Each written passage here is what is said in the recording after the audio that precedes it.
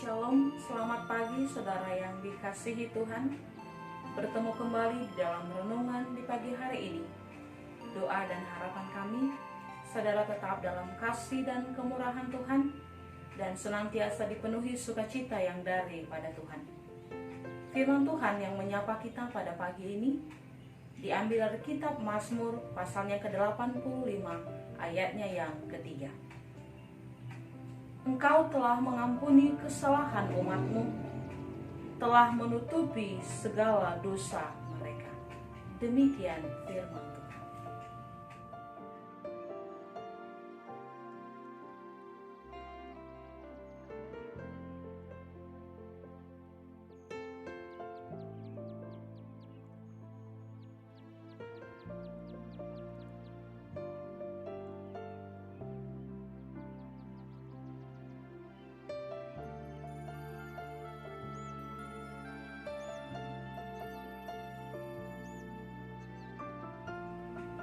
Saudara yang dikasihi Tuhan, ada pepatah Cina yang mengatakan, pertimbangkan masa lalu dan Anda akan tahu masa depan.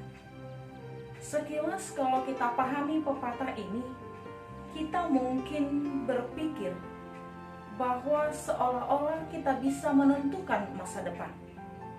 Kita bisa menentukan waktu. Kita bisa menentukan apa yang kita mau.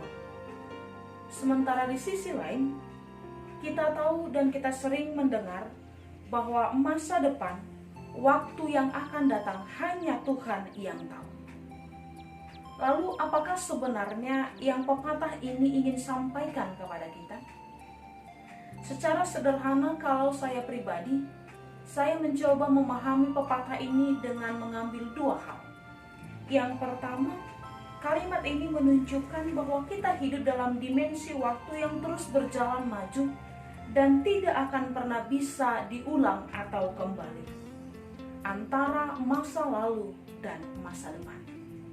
Yang kedua, kalimat ini juga memberikan kepada kita pengertian untuk mengajak kita dengan bijak mempersiapkan kehidupan masa depan dengan terlebih dahulu memikirkan atau memutuskan dengan baik pengalaman di masa lalu untuk menjadi perbaikan di masa yang akan datang. Sehingga benar adanya belajar dari masa lalu, kita boleh menentukan masa depan yang lebih baik.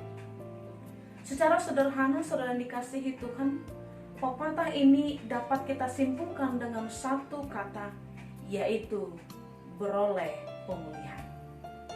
Saudara yang kekasih, pemulihan merupakan salah satu kebutuhan dan kerinduan yang terpenting dalam hidup manusia.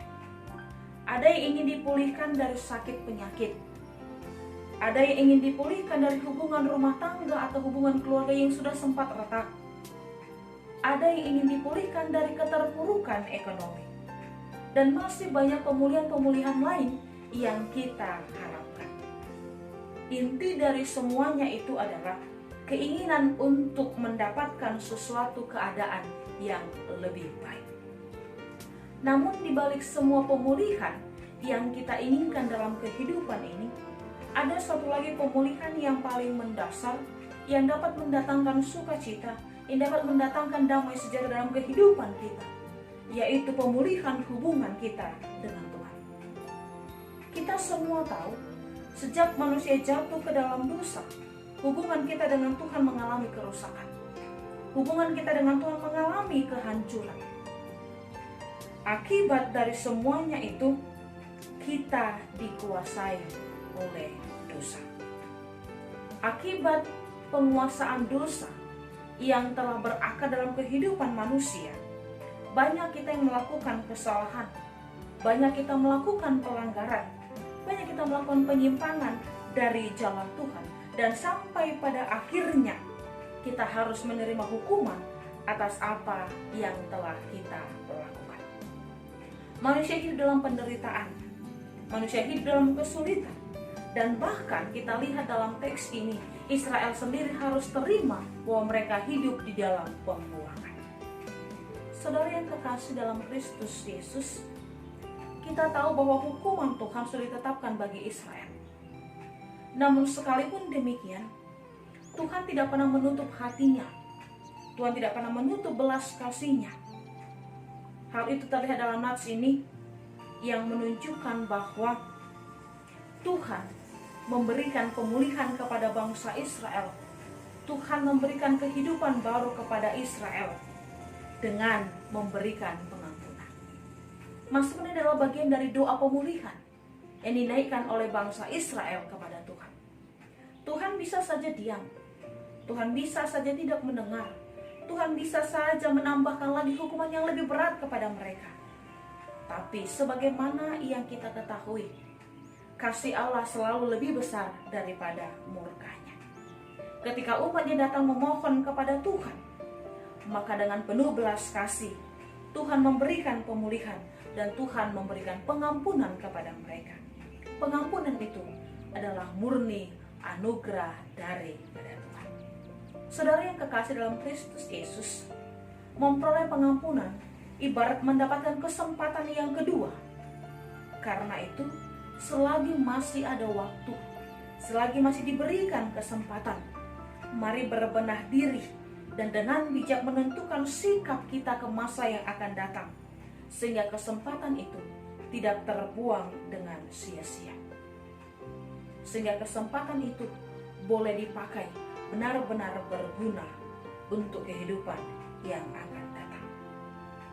Sakitnya penderitaan, pahitnya hukuman, itu adalah pengalaman masa lalu yang harus kita ubah dengan memakai kesempatan yang kedua, menjadi manisnya persekutuan dan indahnya anugerah keselamatan yang daripada Tuhan.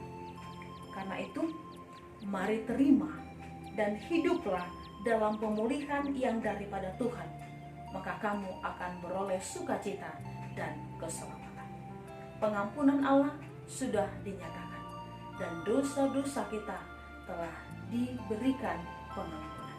Karena itu, pakailah kesempatan itu menjadi kesempatan yang baik untuk membentuk diri kita menjadi pribadi yang lebih baik juga. Amin. Kita berdoa. Terima kasih Bapa, terima kasih Tuhan Yesus buat kebaikan dan kemurahan Tuhan yang senantiasa menyertai kehidupan kami. Terima kasih juga buat pagi ini ketika firman-Mu kembali menyapa kami, mengingatkan kami akan pemulihan yang daripada Tuhan, pengampunan akan dosa dan pelanggaran kami. Karena ya Bapa, bila Engkau perlengkapi kami dan bantu kami Tuhan untuk memakai kesempatan kedua yang Tuhan berikan, agar kami boleh menjadi pribadi yang lebih baik lagi, yang berkenan di hadapan Tuhan. Sepanjang hari ini, biarlah Bapa yang menjadi teman kami, membimbing dan menemani perjalanan kami, hingga hari-hari kami dipenuhi dengan kebaikan dan kemurahan Tuhan. Ampunkan dosa kami Bapa, agar kami layak menerima anugerah keselamatan daripada Tuhan. Inilah doa kami dalam Kristus Yesus Tuhan dan Juru Selamat kami. Kami berdoa dan mengucap syukur. Amin.